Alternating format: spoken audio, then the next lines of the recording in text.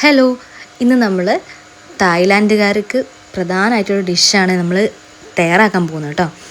നമ്മുടെ തായ് mango sticky റൈസാണ്.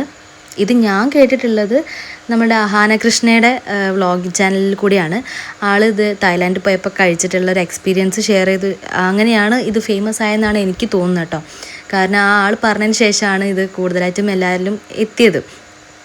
അപ്പോൾ അന്ന് മുതലുള്ളതാണ് ഇതൊന്ന് ഉണ്ടാക്കി നോക്കണത്. അപ്പോൾ ഞാൻ ഉണ്ടാക്കി, അപ്പോൾ അതിൻ്റെ വീഡിയോ ആണിത്. അപ്പോൾ ഫസ്റ്റ് തന്നെ ഞാനിതാ ഒരു ആർട്ടിഫിഷ്യൽ കളർ, അതായത് ഫുഡ് കളർ ഉണ്ടാക്കിയെടുക്കുകയാണ്. ഞാനിവിടെ ശംഖുപുഷ്പത്തിൻ്റെ പൂ വെച്ചിട്ടാണ് ഉണ്ടാക്കുന്നത് കേട്ടോ. അത്യാവശ്യം നല്ല രീതിയിൽ തന്നെ ഒരുപാട് ഗുണങ്ങളൊക്കെ ഉള്ളൊരു പൂവാണിത്. അപ്പോൾ എനിക്കിത് കിട്ടാൻ തന്നെ ഒരുപാട് കഷ്ടപ്പെട്ടു കേട്ടോ. ഇപ്പോഴൊന്നും എവിടെയും കാണാനില്ല. പണ്ടൊക്കെ ഇങ്ങനെ തൊടിയിലൊക്കെ ഒരുപാടുണ്ടായിരുന്നു. പക്ഷേ ഇപ്പം ഇന്ന് ഞാൻ വൈകുന്നേരം കുറേ അവിടെ ഇവിടെയൊക്കെ പോയിട്ടാണ് എനിക്ക് 4 പൂക്കൾ കിട്ടിയത്. പക്ഷെ അത്യാവശ്യം അതിൽ നിന്ന് നല്ല കളറുണ്ടായിരുന്നു കേട്ടോ. നല്ല പൂക്കളായിരുന്നു. അതുകൊണ്ട് തന്നെ നല്ല രീതിയിൽ തന്നെ എല്ലാവരും കളറ് കിട്ടിയിട്ടുണ്ടായിരുന്നു. അങ്ങനെ അവിടെ കളർ അവിടെ റെഡിയാക്കി വെച്ചിട്ടുണ്ട്. ഇനി നമുക്കിവിടെ റൈസ്, ഞാൻ ഇവിടെ ഒരു ഗ്ലാസിൻ്റെ പകുതിയാണ് റൈസ് എടുത്തത് കേട്ടോ. കാരണം ഇത് നമുക്ക് കേൾക്കുമ്പോൾ ഒരു വിയേർഡായിട്ടുള്ള ഒരു കോമ്പിനേഷനാണിത്. അപ്പം എങ്ങനെ ഉണ്ട് ഈ ടേസ്റ്റ് നമുക്ക് ഇഷ്ടപ്പെടുമൊന്നും അറിയില്ല. അപ്പോൾ ഒരുപാട് ഉണ്ടാക്കിയിട്ടുണ്ടെങ്കിൽ നമ്മൾ വേസ്റ്റ് ആക്കി കളയണ്ടല്ലോ. അതുകൊണ്ട് ഞാൻ കുറച്ച് എടുത്തത്, അതും ഒരു ഗ്ലാസിൻ്റെ പകുതി ആട്ടോ എടുത്തത്. ഇനി നമുക്കതൊന്ന് വേവിച്ചെടുക്കണം. ഇത് ഞാൻ പറഞ്ഞു, നമ്മൾ ബസ്മതി റൈസാണ് ഇവിടെ യൂസ് ചെയ്യുന്നത്. ഇത് സ്റ്റിക്കി റൈസാണ് യൂസ് ചെയ്യേണ്ടത് കേട്ടോ. പക്ഷേ ഇവിടെ നമുക്ക് എല്ലാവർക്കും കിട്ടുന്ന ഈ റൈസ് വെച്ചിട്ടൊന്ന് ഉണ്ടാക്കി നോക്കാൻ വിചാരിച്ച് കുറച്ചൊന്ന് ഓവർ കുക്ക് ചെയ്തെടുത്താൽ മതി. ഇനി ഞാനൊന്ന് തിളച്ച് വരുന്ന അരി ഒന്ന് തിളച്ച് വന്നതിന് ശേഷമാണ് നമ്മൾ ഉണ്ടാക്കി വെച്ചിട്ടുള്ള ആ കളർ അതിനകത്തേക്ക് ആഡ് ചെയ്ത് കൊടുക്കുന്നത്. എന്നിട്ട് നന്നായിട്ട് ഒന്ന് വേവിച്ചെടുത്തിട്ടുണ്ട്. ഈ ഒരു പാകത്തിന് വെന്ത് വരുന്നതിന് ശേഷം ഞാനിതവിടെ തേങ്ങാപ്പാൽ എടുത്തു വെച്ചിട്ടുണ്ട്. അതിന്നൊരു 4 കരണ്ടി തേങ്ങാപ്പാൽ ഞാൻ അതിനകത്ത് ഒഴിച്ചു കൊടുത്തിട്ടുണ്ട്. ഇനി അതിൽ കിടന്നിട്ടൊന്ന് നന്നായിട്ട് തിളച്ച് അത്യാവശ്യം നല്ല രീതിയിൽ തന്നെ കുക്കായിട്ട് വരണം കേട്ടോ. നമ്മൾ നോർമലായിട്ട് ബസ്മതി റൈസ് വെക്കുന്ന ആ ഒരു വേവല്ല, അതിലും നന്നായിട്ട് തന്നെ വേവിൽ നമുക്ക് എടുക്കണം. കുറച്ച് സ്റ്റിക്കി ആയിട്ട് നമുക്ക് കിട്ടണ്ടേ. ഏകദേശം ആ ഒരു സ്റ്റിക്കി റൈസ് പോലെ ആക്കി നമ്മളിതിനെ വേവിച്ചെടുക്കുകയാണ് ഇവിടെ ചെയ്യേണ്ടത് കേട്ടോ. പിന്നെ ഇതിനകത്തേക്ക് ഞാൻ തേങ്ങാപ്പാലിൻ്റെ കൂടെ തന്നെ പഞ്ചസാര ചേർത്ത് കൊടുക്കുന്നുണ്ട്. ഇത് നമ്മൾ മിൽക്ക് മെയ്ഡാണ്, ഒരുപാട് പേര് ചെയ്യുന്നതിൽ മിൽക്ക് മെയ്ഡാണ് യൂസ് ചെയ്ത് കണ്ടേ.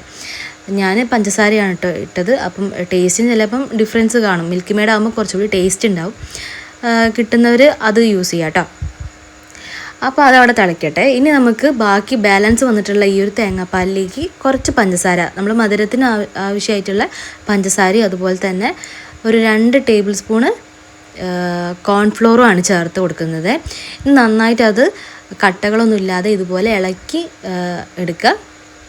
ഇനി ഇതൊന്നും നമുക്കൊരു ക്രീം പരുവത്തിലാക്കി എടുക്കണം. കോൺഫ്ലോർ നിങ്ങൾക്ക് അറിയാമായിരിക്കും, നമ്മൾ പുഡിങ്ങൊക്കെ തയ്യാറാക്കാൻ വേണ്ടിയിട്ട് എടുക്കുന്നതാണ്. അപ്പം അത്രയ്ക്കും ഓവർ കുക്ക് ആവാതെ ജസ്റ്റ് ഒരു ക്രീം പരുവാവുന്ന സമയത്ത് ഈ ഒരു കണക്കാവുന്ന സമയത്ത് നമ്മൾ മാറ്റി വെക്കുക കേട്ടോ.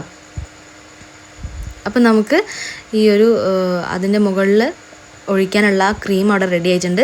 ഇനി നമുക്കിവിടെ ആ സമയം കൊണ്ട് നമ്മുടെ റൈസ് ഇവിടെ വെന്ത് വന്നിട്ടുണ്ട്. ഇനി അത് നമുക്ക് അവിടെ ചൂട് തണയാൻ വേണ്ടിയിട്ട് മാറ്റി വെക്കാം. ഇനി ഞാൻ ഇതിൻ്റെ മെയിനായിട്ടുള്ള താരത്തെ എടുക്കുകയാണേ. ഞാനിവിടെ 2 ടൈപ്പിലുള്ള മാങ്ങ എടുത്തിട്ടുണ്ട്. ഒന്ന് മൽഗോവ മാങ്ങമ്പഴാണ്, പിന്നെ ഉള്ളത് ചേലൻ മാങ്ങ കേട്ടോ. അപ്പം ഇതിന് അത്യാവശ്യം കേടൊക്കെ കാണുന്നുണ്ട്. ഇനി മുറിച്ച് നോക്കുമ്പോൾ എങ്ങനെയാണെന്നറിയില്ല, എന്നാൽ നമുക്ക് കുറച്ച് ഭാഗം മതിയല്ലോ. പിന്നെ ചേലമാങ്ങ അത്യാവശ്യം നല്ല കറക്റ്റ് പാകത്തിന് പഴുപ്പൊക്കെ ആയിട്ടുണ്ട് കേട്ടോ.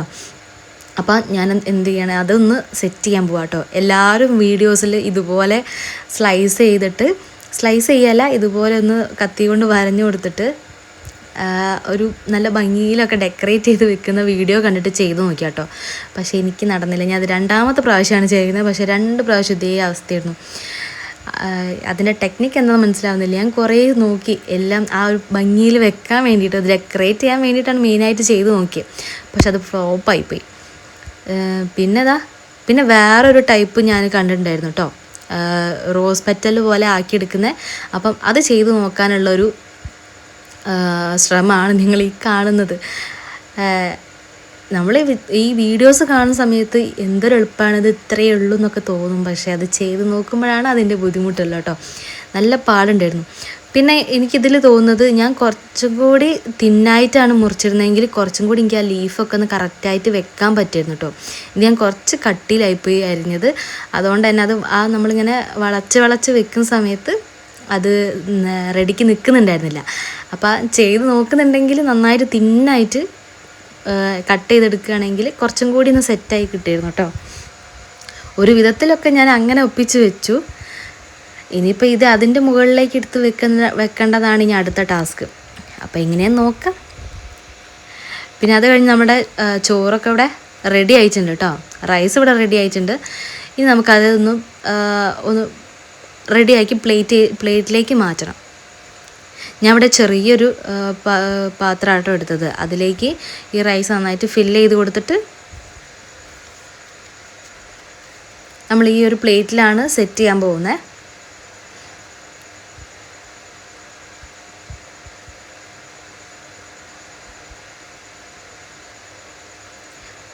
അപ്പോൾ ജസ്റ്റ് ഒന്നിങ്ങനെ കമത്തി കൊടുത്തിട്ട് ഒന്ന് തട്ടി കൊടുത്തിട്ടുണ്ടെങ്കിൽ ഇതുപോലെ